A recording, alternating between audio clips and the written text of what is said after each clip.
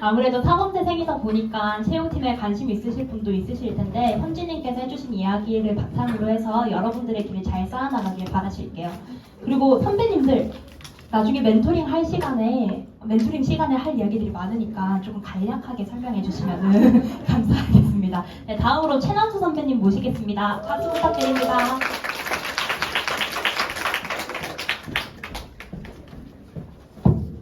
빨리 끝내야 되니까 뛰었습니다. 제가 저번 주에 코로나 걸렸어가지고 목이 약간 잠겨있는데 삑사리 같은 거 나도 좀 이해해 주시고요. 저는 일단은 1호학번 최남수고요. 선배와의 잡담 콘서트는 2019년에 네, 2019년에 이제 제가 그때 최희재 교수님이랑 제가 또 서무조 교를 했었는데 그때 처음 기획을 해서 진행이 됐던 행사인데 제가 또 두 번째 비대면 행사에 참여하게 돼서 좀 감회가 남다르네요. 일단은 저는 BGF 리테일이라는 회사에서 영업관리 SC 직무를 맡고 있고요. 현재 직장에 입사하게 된 동기에 앞서 이제 저의 뭐 연역이라고 말씀을 드리면 저는 이제 1호학번이고요. 현역으로 이제 입학을 해서 학교 다니고 군대 갔다 오고 이제 21년 2학기에 수료를 합니다. 저는 원래 한국어교육과 이중전공을 했다가 임용고시 선생님이 돼야겠다. 그거를 보고 이제 사범대에 들어온 거였거든요. 그랬다가 이제 전역을 하게 되면서 한국어 교육과 이중전공을 그냥 안 하게 되고 전공심화로 해서 빨리 졸업하자 이 생각으로 틀고 이제 21년에 임용고시를 보게 됩니다. 되게 몇십 년 만에 그때 프랑스어 TO가 나게 돼서 좋은 기회다 라고 판단이 돼서 임용고시 시도를 했지만 1차 광탈을 하고 그리고 22년이 되는데 그때는 이제 이렇게 살면 안 되겠다 이런 생각이 들어서 그때 마침 이제 BGF 리테일 채용 연계형 인턴 공고가 떴었어요. 그래서 22년 8월에 인턴 사원으로 입사를 하게 돼서 10월에 정규직 전환이 됐고 23년 2월에 이제 프랑스어 교육과 졸업한 지 이제 반년밖에 안 됐거든요. 네. 그러고 이제 3월에 지금 현 직무, 영업관리 직무로 발령을 받아서 한 반년 조금 넘게 일을 하고 있습니다. 일단은 보통 취업이란 걸 할 때 산업군과 직무를 선택하게 되는데 저는 이거에 대한 대비랑 뭐 계획이란 게 없었어요. 그래서 그때 제가 프랑스어 교육과 전공심화를 했으니까 뭐 직무에는 뭐 영업관리도 있을 것이고 HR, 총무, 재무, 회계, 마케팅, 뭐 물류 관련된 SCM 이런 거 있을 텐데 저가 뭐 해당되는 직무가 없었습니다. 네, 재무회계 전 비상경이니까 당연히 뭐 안 되고요. 보통 이제 뭐 상경 쪽으로 관련된 직무들이 많은데 저는 이제 사범대니까 영업관리는 이제 전공 무관으로 보통 많이 있거든요. 그래서 이제 지원을 하게 됐고 산업군은 뭐 이렇게 다양하게 있죠. 그래서 한마디로 제가 입사하게 된 동기는 그냥 취업을 해야 되는데 그때 마침 공고가 있었고 지원을 해서 바로 입사를 하게 됐던 거죠. 그래서 말씀드렸듯 제 스펙이 뭐 솔직히 특별한 게 없었어요. 저는 그냥 학교 와서 동아리 저 중앙농구부 했고 산호라면 혹시 있어요? 사범대 밴드인데 그거 했고 그다음에 조교를 2년 했고 뭐 학생회 뭐 이런 보통 사람들이랑 되게 어울리는 그런 이력이 많았어요. 뭐 알바 같은 것도 그런 게 많았고 그리고 저는 좀 흘러가듯이 사는 사람이라 입사를 하게 됐습니다. 그리고 뭐 편의점 하면 CU, CS25, 세븐일레븐 이렇게 있는데 왜 이 셋 중에 CU를 선택했냐? 그것 역시 그때 CU 공고가 있었기 때문에 입사를 하게 됐고 현재 제가 하고 있는 일에 대해서 설명을 드리면 이제 영업이랑 영업관리에 대해서 많은 분들이 어떤 차이가 있는지 되게 궁금해하실 것 같아요. 이제 영업을 조금 제가 말씀드리면 좀 제조업 쪽에 많습니다. 예를 들면 뭐 롯데제과에서 상품을 생산해내면은 그 생산물을 가지고 판매 채널을 이제 확보하는 일이 주로 영업이에요. 그리고 영업관리는 그 확보된 판매 채널에서 이제 매출 관리를 하는 일을 합니다. 그래서 이거는 저희 CU 홈페이지에 있는 소개인데요. SC는 스토어 컨설턴트 약자로 뭐 어쩌고저쩌고 그리고 직무 가치, 소매 유통업 및 상권에 대한 경험과 전문성을 키울 수 있습니다. 어느 정도 맞는 말이고요. 소비자와 직접 만나는 현장에서 컨설팅 활동을 통한 매출 변화를 즉각적으로 경험하여 성취감을 얻을 수 있습니다. 반 정도 맞는 말이에요. 점포 매출 향상으로 본부와 가맹점주의 수익을 개선하여 상생을 도모하는 보람을 누릴 수 있습니다. 이건 좀 아닌 것 같아요. 그래서 이제 제가 하는 일을 크게 두 가지로 말씀을 드리면 가맹점, 직영점은 뭐 직영점 따로 있고 가맹점 매출 향상을 위한 경영 지도 및 상품 운영 제안. 제가 말씀드린 영업 관리의 업무죠. 확보된 판매 채널에서 매출 관리를 통해서 어떻게 본부와 가맹점주의 수익을 향상시키느냐 그런 분석적 사고가 필요한 일을 하고요. 그다음에 가맹 계약 관리, 뭐 이행사항 관리, 뭐 주로 계약에 관련된 거겠죠. 재계약, 그다음에 계약자 전환 종료. 이럴 때 뭐 이제 뭐 점포가 보통 5년 계약을 해요.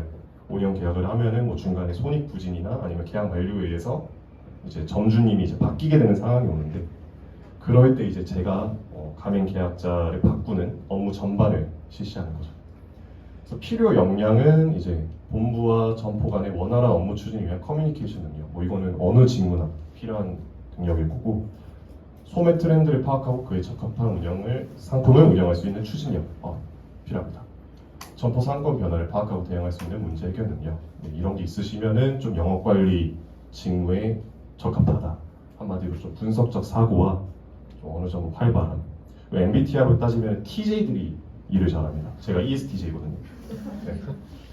그래서 그런 분들, TJ 분들은 조금 관심을 가지셔도 될 것 같고 성과는 뭐 이제 담당적으로 매출 목표 달성, 상품 이제 뭐 잘 나가는 거 들어오고 잘 안 나가는 거 빼고 그런 게 있고요. 그러니까 보통 영업관리자 한 명이 점포를 한 14개에서 16개 정도 담당을 합니다. 저는 이제 송파구 쪽에 담당을 하고 있고요. 그래서 이제 가맹점들 매출 데이터를 분석해서 이제 어떤 상품군이 잘 나가고 어떤 상품군이 잘 안 나가니까 뭐 또 계절 요인도 많고요. 그런 걸 분석해서 이런 상품을 좀 더 확대 전개해 보시죠. 이런 상품을 빼보시죠. 이런 걸 데이터 기반으로 많이 분석을 해서 이제 점포마다 개별 지도를 합니다. 그리고 이거는 한마디로 뭐 막노동인데 다 보여드릴게요. 그러니까 결국 영업관리자가 최종적으로 가치를 두고 하는 일은 매출 향상이에요. 그러니까 모든 업무의 전제에는 내가 이 업무를 함으로써 우리 본사, 내 월급 주는 곳, 밥 주는 곳에 얼마나 돈을 벌어다 주냐, 그리고 그 회사의 근간인 가맹 점주들한테 돈을 얼마나 벌어다 주냐, 이거를 이제 우선 가치로 두고 일을 진행합니다. 그래서 매출 분석, 당연히 매출 분석하면은 매출 분석 향상적 포인트를 잡고 개선 플랜을 실행할 수 있겠죠. 당연히 매출 향상이랑 연관이 있고 이거는 이제 뭐 주로 뭐 집기 같은 거 있잖아요. 편의점 가보시면 진열대들이 있을 텐데 뭐 그런 것도 이제 점포 공간에 맞는 효율성을 갖춘 집기들을 이제 또 영업 관리자가 시설팀이랑 협조를 해서 도입하고 빼기도 하고 교체도 하고 합니다. 그럴 때 보통 다 뭐 용역이 와서 처리를 하는데 가끔씩은 이제 좀 몸 쓰는 일을 하기도 하죠. 많이는 안 하고. 그리고 마지막은 계약 관리. 말씀드렸듯 중간에 손익 부진점이나 계약 만료로 인한 이제 전주 뭐 교체라든지 아니면 신점에 사람 새로 희망할 때 계약 관련된 업무. 이것도 역시 수익이랑 연관이 되죠. 현재 직업에 대한 만족도. 이거는 이제 저희 회사 점심시간이었는데 앞에 이제 선배분 쉑쉑 보고 맛집 부수기 이런 거 좋아하시는 분들은 이 일하면 되게 잘 맞을 거예요. 저는 이제 제가 그 전에 제 일주일 좀 루틴부터 말씀드리면 월요일에는 지역마다 이제 거점 오피스가 있어요. 거점 오피스에 들어가서 이제 보통 팀 회의를 해서 이제 그 주 또는 그 달에 계획 같은 거를 다 전달받고 한 주의 플랜을 세웁니다. 뭐 서류 업무도 그때 다 하고요. 그럼 이제 화요일, 수요일, 목요일, 금요일이 있을 텐데 그때는 이제 다 외근이에요. 특별한 일이 있지 않는 이상은 본인이 담당하는 약 15개 점포를 이제 순회하면서 이제 점주님들 만나서 아까 말한 뭐 매출 분석 또는 뭐 집기를 교체할 일이 있으면 그런 일도 하고요. 그런 일을 하니까 이제 뭐 화수목금 말씀드렸듯 제가 제 계획을 짜니까 점심 뭐 그냥 이렇게 먹는 거예요. 그리고 이게 좀 약간 선생님이랑 비슷하기도 한데 제가 면접 때 한 말이 그 사장님이 저한테 그 말을 했어요. 교육관인데 왜 이 일에 유통 쪽에 지원을 했냐. 근데 이제 저는 정범모 선생님이 말씀하시길 교육은 인간 행동의 계획적 변화다. 그래서 저도 이제 SC 영업 관리자로서 이제 일을 하게 된다면 매출 분석 계획적으로 다 분석을 해서 점주님들의 계획적인 그런 매출 상승을 이끄는 뭐 그런 사람이 되겠다. 그렇게 보고 이빨을 털었었죠. 네. 그렇게 해서 이제 입사를 했고 이제 선생님 같다는 이유는 뭐냐면 진짜 말 그대로 점주님들이 생각보다 자기 점포에 관심이 많이 없으세요. 네. 뭐 어떤 상품이 있는지 모르고 물론 열성적인 분들도 계시지만 그래서 그런 분들 다 하나하나 뭔가 좀 알려드려야 되고 어쨌든 매출 향상을 시키는 게 저희 일이니까 그런 거 하고 또 같은 팀원들이랑 뭐 업무가 겹치지 않습니다. 선생님들도 자기 수업할 때 다른 선생님들이 자기 수업 볼 일이 없잖아요. 그러면서 저도 그냥 사무실에 이날 야근한 날인데 그냥 이렇게 야구 틀어놓고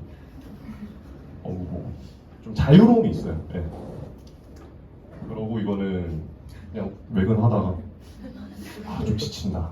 속초호수 가가지고 앉아가지고 좀 멍 때리고 비둘기 친구들이랑 놀고 그리고 좀 사무실에만 박혀 있다 보면 약간 좀 거북목도 오고 좀 좀이 쑤시잖아요. 근데 이렇게 좀 많이 돌아다니다 보니까 이게 일장일단이긴 한데 좋은 점이라고 말씀드리면은 이렇게 좀 건강도 괜찮아지고 계절의 변화를 느낄 수 있다.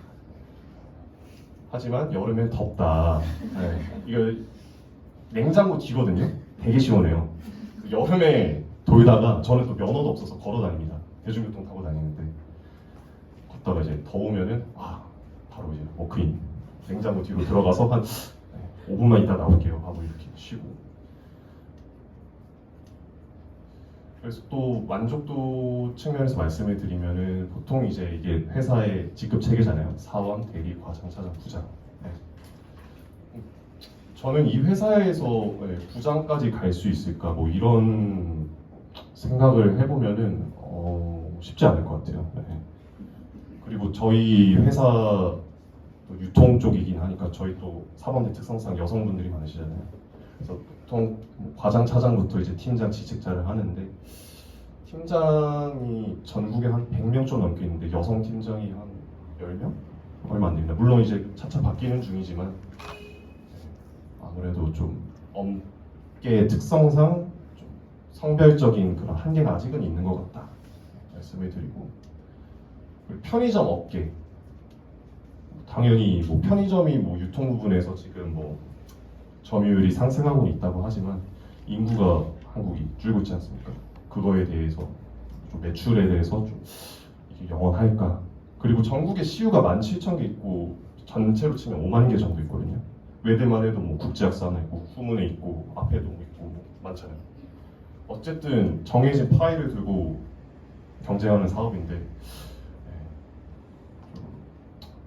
그런 쪽에서 회의적인 생각이 들고 설득 어쨌든 저희가 확보된 유통 채널에서 매출 상승을 위해서 저희가 이제 본사의 어떤 플랜 이런 거를 지도할 때가 많은데 저 스스로도 이제 본사의 방향이 납득이 안 가는 상황에서 점주님들을 설득해야 될 때가 있어요.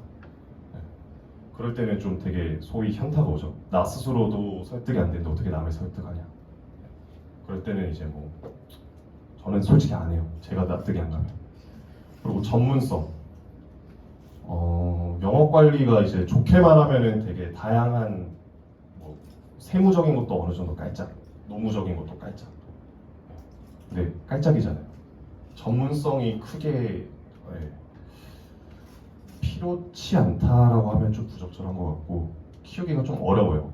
본인이 진짜 열의를 갖고 계획을 갖고 나는 조금 뭐 매출 쪽에 있어서 뭐 이런 플랜을 짜서 내 스스로 어떤 역량을 상승시키겠다 이런 생각이 없으면은 전문성을 키우기가 힘듭니다. 근데 저는 앞서 말씀드렸듯 흘러가는 대로 사는 사람이기 때문에 좀 양쪽에서 안 맞지 않나 생각은 합니다. 재학생 시절로 돌아간다면 로또를 맨날 낼 거예요. 진짜. 여러분 그런 생각 하지 않으세요? 로또 당첨되고 싶다. 당첨되기 싫은 사람 없잖아요. 근데 어쨌든 로또를 처음이 되려면은 매주 사야 되잖아요. 5,000원이든 10,000원이든. 그러니까 이거 약간 좀 은유적인 표현이긴 한데 뭐라도 할 것 같습니다. 로또를 당첨되려면은 로또를 사야 내가 뭐 당첨되냐 안 되냐 확률이 생기듯이 뭐 여러분이 뭐 저랑 환경도 다르고 성격도 다르고 다 다르잖아요. 그래서 뭐 제가 뭐 감히 뭐가 후회된다 이런 게 뭐 말씀드려봤자 크게 와닿진 않을 것 같고 뭘 하든 가만히 있는 것보다는 뭐라도 할 것 같다 이런 말씀을 드립니다. 또 너무 좀 비관적으로 말씀만 드린 것 같은데 저는 상당히 행복하거든요. 만족합니다. 제 지금 업무에. 그리고 자세한 거는 이따 또 2부 때 말씀 주시면은 자세히 또 말씀드리겠습니다.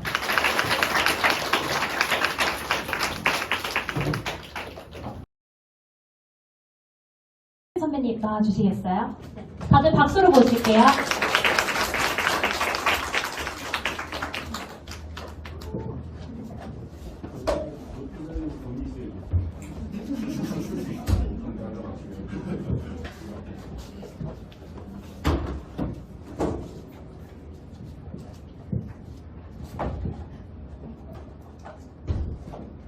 안녕하세요. 저는 프랑스어 교육과 19학번 서유빈이라고 합니다. 제가 19에서 아마 첫 졸업자이고 유일한 졸업자인데 그건 제가 아마 4년 동안 다이렉트로 다녀가지고 칼 졸업, 칼 취업 해가지고 그런 것 같아요. 그래서 저도 지금 앉아 계신 분들 중에 얼굴이 낯익은 분들도 꽤 있고 아마 제가 익숙지 않은 분들은 1, 2학년 분들이시겠죠? 근데 저도 그때가 아직도 엊그제였고 그런 점에서 취업한 지 이제 한 저도 반년 조금 넘었는데 좀 생생한 입장에서 취업 후기, 팁 같은 것들을 알려드릴 수 있지 않을까 싶습니다. 제가 지금 일하고 있는 곳은 협진글로벌이라는 회사고 포원인 직무를 하고 있는데 이게 되게 생소한 직무죠. 근데 외대 다니면서 무역 관련해서 많이 준비들 많이 하시잖아요. 근데 물류 쪽에서는 아마 좀 익숙하지 않은 분들이 많으실 텐데 저도 잘 몰랐어요. 처음에 포워딩 하는데 포워딩이 뭐지? 했는데 네이버 쳐도 잘 안 나와요. 쳐도 잘 안 나와가지고 저도 좀 긴가민가 했었는데 다행히 아직까지 그만두지 않고 잘 다니고 있고 나름 장점과 단점이 둘 다 있기 때문에 여러분들한테 좋은 소개가 될 수 있을 것 같습니다.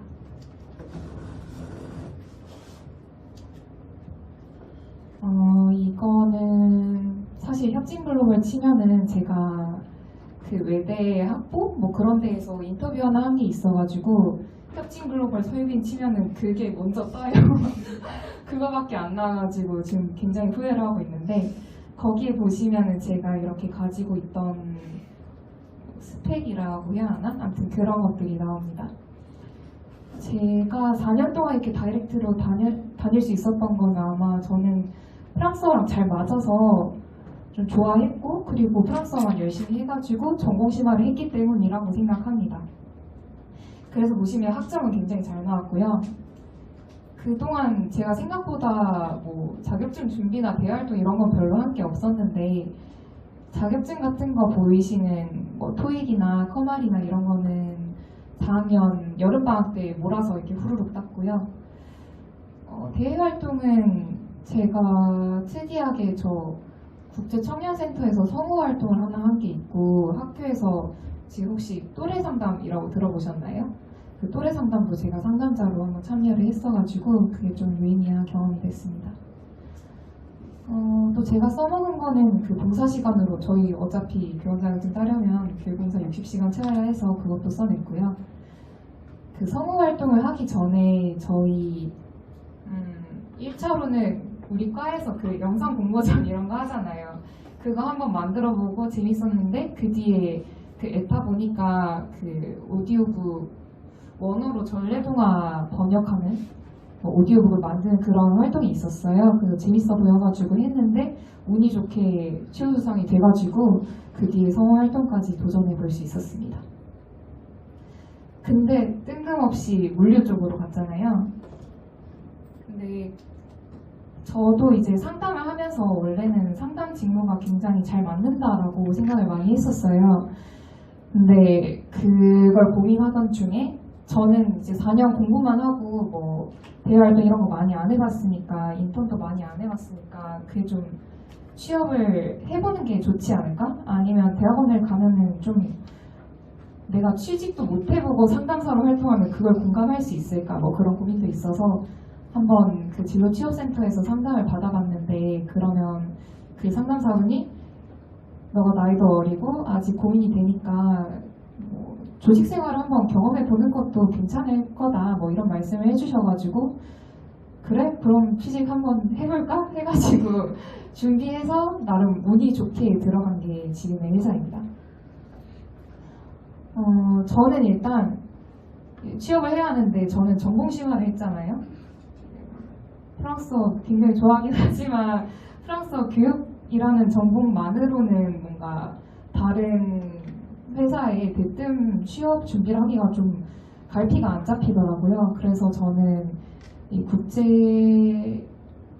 한국국제물류협회에서 주관하는 청년 취업 아카데미를 발견해서 여기에 지원하게 됐는데, 마침 그 뭐 후기 찾아보고 이러니까 취업률이 뭐 한 85%, 90% 뭐 이렇게 되더라고요. 그래서 나름 공인력 있는 협회고 취업률도 괜찮으니까 일단 해보자 하는 마음으로 들어가게 됐습니다.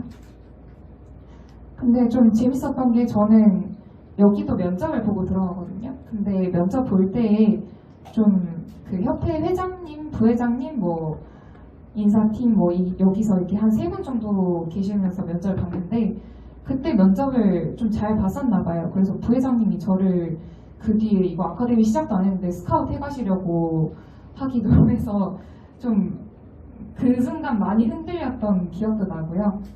여튼 그때 흔들려서 이거 놓치지 말고 가는 게 맞나?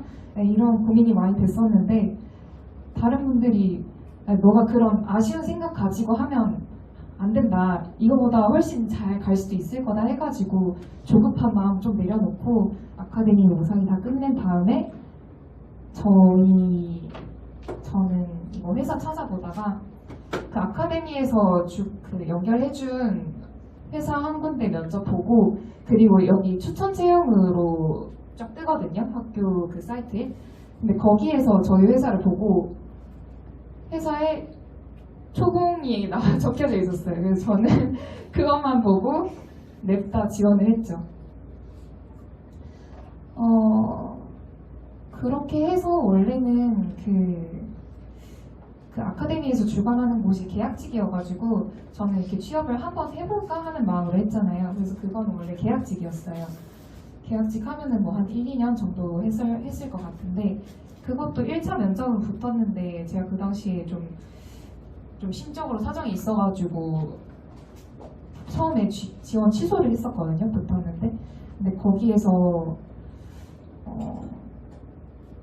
나름 좋게 봐주셨는지, 그러면은 이 직무 말고 인사팀으로 다시 지원해보는 건 어떠냐고 해서 그것도 준비했다가, 그때는 원래 할 생각은 없었어요. 근데 저희 회사 1차 붙고 그 뒤에 인사팀 뭐 한번 준비나 해봐도 괜찮지 않을까? 어차피 교육 전공이라면은 인사팀 쪽으로도 관심이 생길 수도 있지 않을까 해서 면접은 봤었고요. 결국에는 1차 붙고 지금의 회사 2차까지도 합격해가지고 여기로 왔습니다. 인사팀은 준비해보니까 사실 너무 급하게 준비해서 그런지 저한테 막 생각보다 막 잘할 수 있겠다 이런 생각은 안 들더라고요. 그리고 이거는 팁이라고 해야 할지 모르겠는데, 면접 보러 가시면은 면접비를 주는 곳들이 꽤 되거든요. 근데 그 아카데미에서 갔던 그 회사는 면접비 1차, 2차 둘 다 2만 원씩 주셨고, 저희 회사는 1차 5만 원 주시고 2차 10만 원 주셨어요.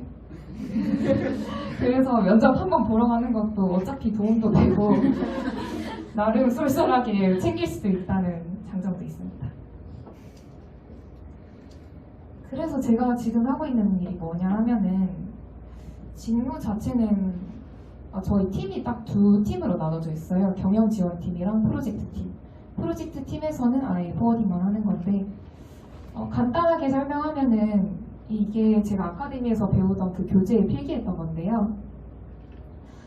여러분, 그 무역 관련해서는 그냥 우리가 많이 아는 기업들 있잖아요. 삼전 이런 데가 여기 보시면 무역회사가 있는데, 무역회사가 저희의 고객인 거예요. 저희는 거기에서 이제 뭐 한 건을 받아요? 이거 진행하는데 얼마예요? 이거 해외까지 보내는데 얼마예요? 이렇게 물어보면은 저희는 이거를 배로 보내던지 아니면 항공 운송을 하거든요. 근데 그러면 저 캐리어라고 적혀 있는 게 그 운송사예요. 선사나 항공사. 그럼 거기에다가 이거 견적 요청을 다시 하는 거예요.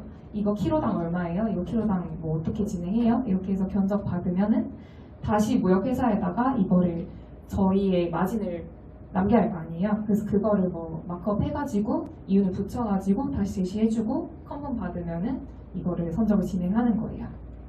근데 저희가 프로젝트 팀이라고 이름이 붙은 거는 보통 포워딩 보시면은 정말 작은 기업들이 많아요. 아까 현지 선배님이 말씀해 주신 것처럼 5명이 안 되는 그런 회사들도 있고요. 아니면 쇼핑몰에서도 뭐 이렇게 해외 배송 이렇게 하잖아요. 그런 것들도 포워딩 맡기는 경우가 되게 많거든요.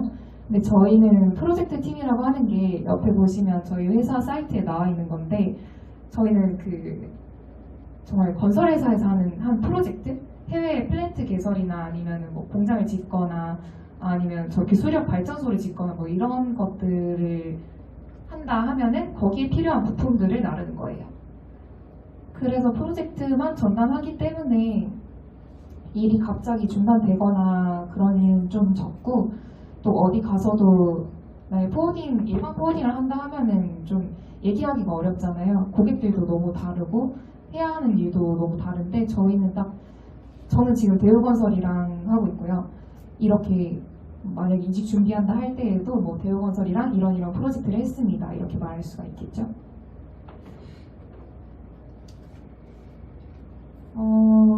대략적으로 설명하자면 예를 들어서 항공운송의 경우에는 국내에서 나가는 게 있고 해외에서 나가는 게 있어요. 근데 국내에서 나간다 치면은 저희는 이제 선사로 하는 배로 나가는 거는 저희가 직접 하는데 항공운송은 또 항공 포워더를 쓰거든요. 근데 그러면 그 항공 포워더한테 항공 운임이랑 스케줄 어떻게 되나요? 이렇게 문의 넣고 이거 수출 가능한 화물인지 확인해 봐야 하는데 이거는 관세사 통해서 확인을 해요. 이거 HS 코드라고 화물마다 이렇게 붙는 고유 번호가 있는데 이거를 통해서 이게 수출해도 되는 품목인지 알 수가 있어요. 그러고 나서 수출 가신고서를 발행하고 그 다음에 내륙 운송을 진행해요.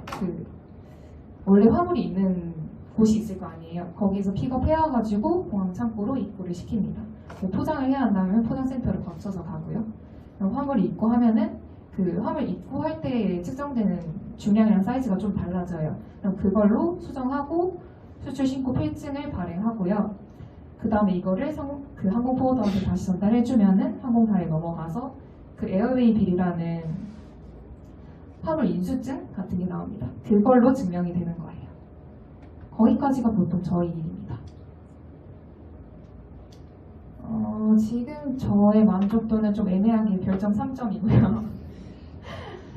장점은 제가 이미 공부해서 보고 왔던 대로 높은 초봉이랑 성과급이에요. 사실 저희가 초봉이 높게 측정된 거는 기본급이 그렇게 많진 않은데 성과급이랑 그리고 거기에 포함 안 된 보너스를 좀 짭짤하게 주셔가지고 내가 어디 가서 이 초봉 받겠나 하는 마음으로 좀 존버하고 있고요. 1년 채워가지고 퇴직금도 좀 두둑히 받을 수 있지 않을까 하는 마음으로 열심히 다니고 있습니다. 가족 같은 분위기가 장점이자 단점이에요. 일단 장점으로 친다면 저 지난달에 졸업을 했는데요. 그때 졸업할 때 저희 파트 부장님이 막 졸업 축하한다고 막 상품권도 챙겨주시고 연차 안 쓰고도 뭐 갔다 와라 뭐 이런 얘기 하셨는데 마침 회장님이 또 신입사원들 여름 연차도 얼마 안 되는데 여름 휴가 갔다 와라 하면서 연차에서 안 까고 한 3일 정도를 그냥 주셔서 그때도 졸업하러 와가지고 또 여기 잡담 콘서트에 캐스팅도 됐습니다. 그리고 가족 같은 분위기?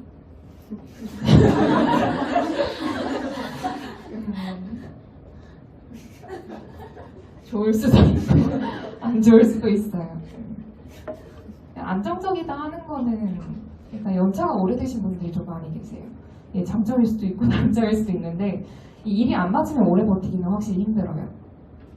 그리고 아무래도 네임밸류가 그렇게 있지는 않다 보니까 막 이직을 준비하거나 아니면 아예 다른 업종으로 준비하시는 분들에게는 크게 도움이 안 될 수도 있어요. 하지만 뭐 좀 연봉이 중요하고 내가 이 일을 무난히만 할 수 있겠다 하는 생각이시면은 그래도 좀 오래 다닐 수 있는 직장이 아닌가 생각을 하고 있습니다. 그리고 일을 처음부터 끝까지 배울 수 있다 하는 거는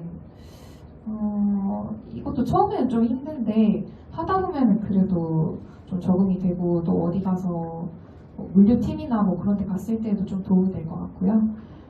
또 무역회사에서 이렇게 하청받는 일이다 보니까 꼭 물류 쪽만 아니더라도 저도 처음에 자소서 쓸 때 막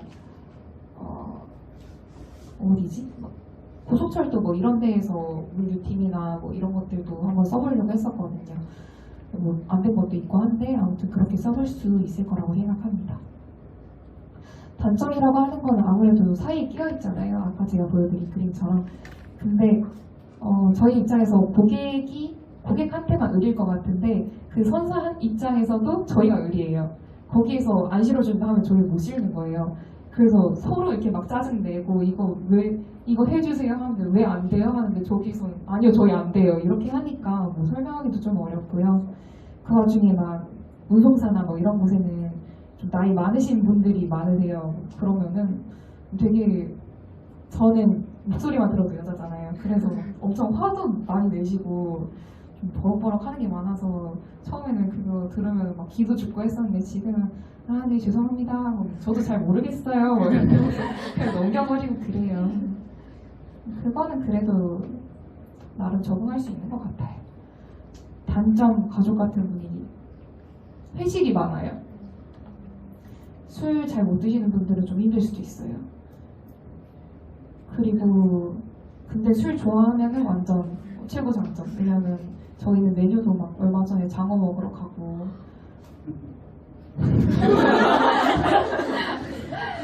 뭐 소고기 먹으러 가고 맛있는 거 많이 먹을 수 있어요. 장점 하나 더, 그 저희 회사 구내식당이 있어요. 밥에 되게 신경을 엄청 많이 쓰셔가지고 식비가 따로 안 든다는 거, 식비 안 들고도 맛있는 밥을 먹을 수 있다는 거. 그리고 회식도 회사 안에서 할 수 있어요. 메뉴 얘기하면은 그 오마카세 마냥 준마카세로 식당 아주머니들이 뭐든 다 해주실 수 있대요. 그리고 단점으로 또 꼽자면은 저희 이제 프로젝트 팀의 파트가 3개로 나눠져 있는데 파트 2만 지금 프로젝트 몰려 있어가지고 거기에 인원이 좀 많이 빠졌고 이 유동적으로 변할 수가 있어요. 근데 저희 파트는 5명밖에 안 되거든요. 그래서 5명이나 있는데 서로 다 다른 일 하고 있는 거예요. 저도 지금 이제 막 배워서 리비아 프로젝트 맡아가지고 혼자 하고 있는데 아주 죽을 맛이고요. 만약에 남성분들이라면 해외 파견 가실 수도 있어요. 갈 확률이 크고요. 저희 부장님도 지금 리비아 가게 생기셨어요. 내정부 때문에. 거기는 그 경호팀에만 1,000불 정도 든다고 하던데 못 쪼겠어요. 가라면 가야지. 여성분들은 잘 안 가세요. 그리고 워라벨이 포워딩이 좀 극악이다 뭐 이런 말이 많아요. 근데 아직까지 저는 뭐 그렇게 막 힘들었던 적이 없기는 한데 그래도 연차 냈을 때에도 저는 노트북 가지고 이렇게 근무도 했고요. 저희 출근이 좀 빠른 게 단점이에요. 출근을 7시 50분까지 해서 보통 5시 반에 끝나는 게 그 정시 퇴근이고 좀 늦으면 뭐 6시, 뭐 7시 이렇게 늦어질 수도 있어요. 해외 파트너가 시차가 좀 있어가지고 저희도 뭐 영국에서 전화 오고 싱가포르에서 전화 오고 뭐 이러는데 빨리빨리 뭐 안 돼가지고 뭐 그런 게 문제가 될 수도 있어서 그런 점은 좀 힘들 수가 있습니다. 그래도 다니다 보니까 확실히 적응이 되는 것 같아요. 저는 그 스트레스가 진짜 많이 컸었는데 그래도 같이 일하는 동기들이 한 5명 정도 되거든요. 동기들이 있으니까 확실히 버틸만한 것 같고요. 이 일이 처음에는 뭘 하든 안 힘들겠어요. 그래서 그런 마음으로 조금만 버티자, 뭐 이번 주만 버티자, 뭐 여름 휴가까지만 버티자 뭐 하다가 추석까지 버티자 이러고 추석 때는 또 추석 보너스 나오니까 그것만 애타게 기다리고 있습니다. 제 학생 시절로 돌아간다면 이거는 개인적으로 궁금하신 게 있으면은 많이 따로 물어봐 주셔도 괜찮고요.